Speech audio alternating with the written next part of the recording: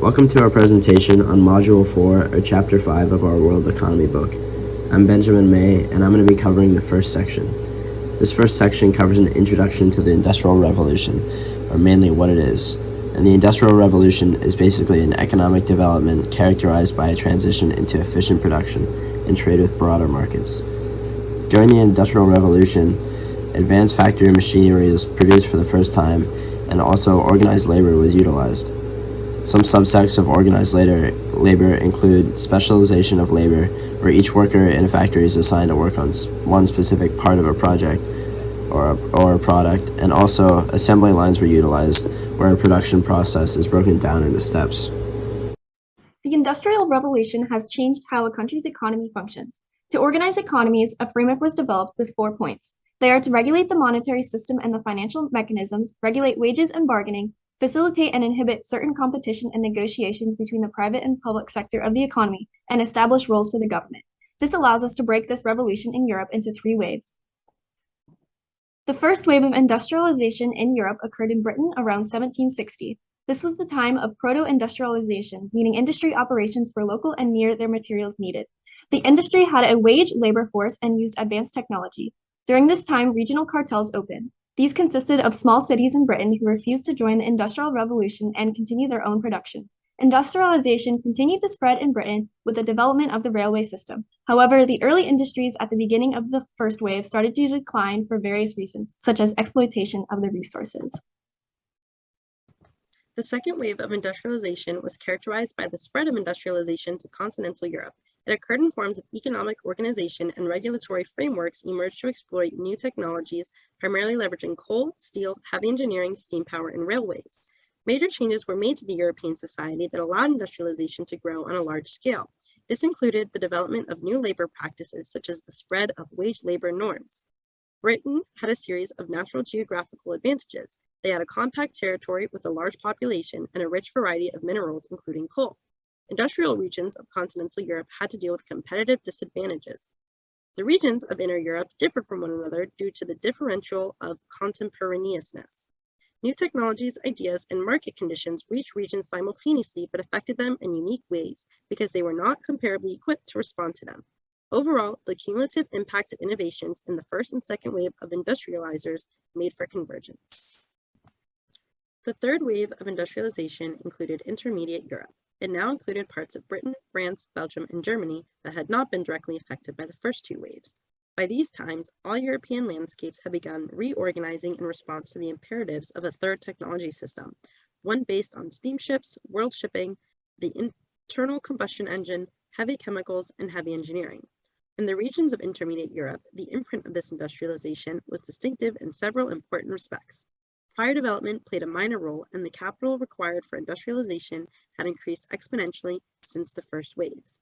As a result, the economic role of the state among the later industrializers tends to be more pronounced than in the countries of inner Europe. Peripheral Europe consists of essentially all the regions not included in the main areas that followed industrial capitalism, like a majority of the Iberian Peninsula, Ireland, and East Central Europe. These regions were also dubbed the outer periphery by historian Sidney Pollard. One factor causing this term to be used for these regions was because their governments and businesses failed to create and were only able to copy.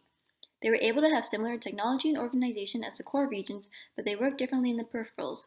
To exemplify this, we can look at the railways. Having these rail systems travel to peripheral Europe was not necessarily beneficial to the core, but they did so to industrially develop the peripheral regions. However, this ended up causing the peripherals to be stuck in agricultural roles. The relationship between urban and industrial development also caused these regions to remain in the periphery. Core regions were able to develop even more due to this relationship, but it negatively affected the peripheral regions by inhibiting their industrial growth and keeping them in the periphery of Europe. In the early 20th century, there was a shift in Europe's economic development. The first hurdle Europe was faced with was World War I. This war had heavily affected Europe's production, with most of the population being affected by either the influenza epidemic or being injured at war. With this, the overall male working population was affected by roughly 10 to 15%. With the decline of a population, there became a small majority of people that were able to work in the manufacturing plants, causing the textile industry to be affected. Another factor that caused Europe's production to decline post-World War I was the addition of new countries and currencies. With roughly 12 new countries being added to Eastern Europe, Some of the manufacturing plants were being zoned in another country as their workers, causing a myriad of issues when it comes to labor availability. With the war heavily impacting countries on exports, many were put into a further economic decline with the Great Depression. With many countries having issues producing and finding demand, many began to build tactics to ensure their industries could still flourish in a bad economic environment. This was done by pushing import quotas, exclusionary trade agreements, and manipulating currency. All these efforts resulted in less trade as the quotas and agreements were too harsh on the consumer. Shortly after the Great Depression came World War II. Each country took a tumultuous hit when it came to their overall assets, with France, UK, and the Soviet Union losing up to a quarter of their industrial assets. Post-World War II, Europe was divided into two different regions, Eastern and Western Europe. Western Europe had become heavily influenced by the United States, while Eastern Europe became influenced by the Soviet Union. Only Germany was included in both Eastern and Western Europe, dividing the country in half as well. With most of the exports coming from Western Germany, it became vital for Germany to flourish in order for the rest of Western Europe to have an economic revival. Most of the influence the United States had on Western Europe came from the Marshall Plan.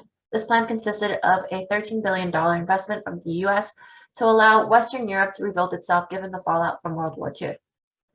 Eastern Europe had been disguised past the Iron Curtain with little to no contact or influence from the West. Eastern Europe focused on building back their population. Due to the numerous civilian casualties, the population of most countries in the East began to stagnate, while many others tried their hardest to flee to Western Europe. Most of Eastern Europe was not able to recover from the effect war had on their economy. Fordism and the North American industrialization. Fordism is a combination of mass production and consumption. It was named after Henry Ford for his advances in mass production and consumption by using Taylorism, which creates production assembly lines in factories to produce products much more quickly at a mass scale. It used the railway system, which played a huge role in order to transport items across the nation. Up until then, most businesses limited themselves to a small local or regional area for production, but the advancement of Fordism and technology such as the railway system assisted many companies to let them take their goods across the country. North American industrialization, the machinery was a huge advancement in the ability to cut costs and speed up production.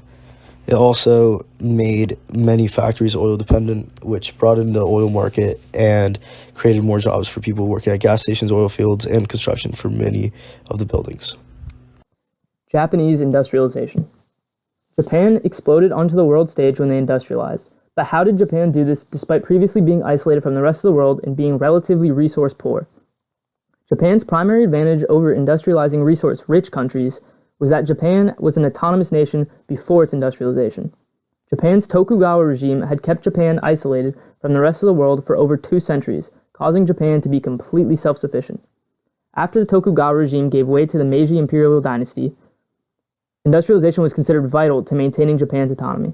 The Japanese government industrialized Japan as quickly as possible, and their industrialization had a high degree of state involvement. Japan's industrialization thrived largely due to high productivity, high labor production, low wages, and the self-sufficiency of Japan. By the early 1900s, a spectrum of industries had been successfully established in Japan. Most industries supplied Japan's domestic market instead of importing from other countries. Japan became a major supplier of industrial goods during World War I, and the production of equipment continued to rise between 1919 and 1929. They developed greater technological advancements in the form of automobiles and aircrafts, which allowed them to have a lesser dependence on Western technology. However, in 1929, the Great Depression hit Western society, which in turn devalued the yen or currency of Japan.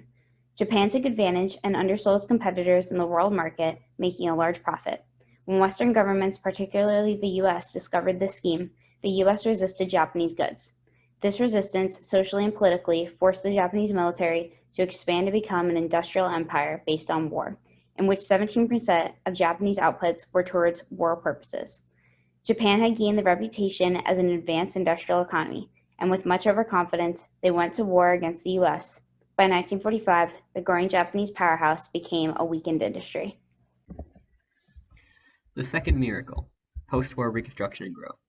Within 5 years, Japan's economy recovered to pre-war levels of industrial output. Throughout the next 2 decades, the annual economic growth rate was 10%, 5 times more than that of North America and Western Europe, each at 2%. By the 1980s, Japan had overtaken the rest of the world in the production of ships, automobiles, and television sets. It produced the second most steel, only after the Soviet Union. What caused the miracle? The US replaced typical punitive action with economic aid in hopes of blockading communism from Asia. Also, the Korean conflict between 1950 and 1953 stimulated the Japanese economy through US expenditure on supplies and military bases. What other factors came into play into the miracle? A well-educated, flexible, loyal, and cheap labor force, a large interconnected national market and a good geographical location for Asian trade, cooperation between industry and government, and a powerful model of industrial organization, and high levels of personal savings, cheap acquisition of new US technology, and government support. The development of industrial economies caused many changes. These changes influenced the definition of organized capitalism. The points of organized capitalism are when economies centralized capital and became more regulated, the manufacturing industry became the primary economic sector, relations with other countries improved, empires expanded and there was more control overseas, there was an establishment of hierarchies within an industry, new knowledge skills of classes emerged, modernism was introduced, the market was more connected, economies became specialized, certain regions dominated, and finally there was more involvement from the state. It is important to note that each economy developed in its own way. Economies can be analyzed based on timing, institutional transformation, and size. For example, an economy that developed first may be seen as less organized, an economy may not have transformed into the capitalistic period, or a smaller country may have performed differently within the international arena. It is important to look at these three factors to understand the true development of a country's economy. The rise of competitive capitalism and the evolution of industrial economies led to the creation of nation-states, which is a state that corresponds for the most part with the people of only one nation. This led to economic, social, and political organization. However, problems also rose when drawing state boundaries and from the higher degree of organization required by capitalism. This led to more state intervention in a greater variety of fields. Problems relating to public health, working conditions, housing, and civil disorder led to further state involvement. There was a need to improve the quality of the workforce and its managers through formal education. The development of state functions has been complex, but two major trends can be seen. Centralization of the function of states led to concerns about the power of politicians at both local and national levels. Additionally, the expansion of the public economy as governments led to the creation of welfare states, with an increased dedication towards social protection and health care. All over the world, public finance is at the center of the economy, with many different examples helping identify it. There are four main categories of public finance that planners look into: wages, transfers, subcontracting, and local government expenditure. Wages. Wages have a big impact on smaller cities, as too high of wages can influence the price of goods and services. Transfers. Transfers are one-way payments that are given to a person or an organization and include subsidies and welfare. Subcontracting. Subcontracting is a method of outsourcing a person or a business for work outside of a company. Local government expenditure. The local government expenditure is primarily focused on schooling, healthcare, and other utilities that benefit the municipality. Increasing global independence. So the core regions cannot have achieved the growth and investment in industrialization that they did without engaging in imperialism and colonialism, which gave them the resources and access to the markets in the least developed nations, which became their colonies. So they established these trading empires with the colonies as the client states, and they became specialized in the production of very specific goods that could be sent back to the colonies, and therefore to the colonists. And therefore the colonists and the colonies became increasingly interdependent, with the colonies sending them raw materials and them sending back the industrialized output to be sold in the markets. The peripheral countries were also influenced culturally by the core countries, which were their colonizers, but the system primarily benefited those at the top, and it was really hard for less developed nations to escape from that model due to the elasticity of demand for those goods, which could be produced anywhere, as well as debt traps that could be created when they attempted to do so. Overall, this chapter of the textbook covered the evolution of economic geography, specifically in industrial regions. Some of the topics covered in this section include the effects of industrialization on world economies, machine production and organization, the emergence of a powerful U.S. economy, Japanese industry cooperation, relationships between governments and businesses and unions. Thanks for listening to our presentation.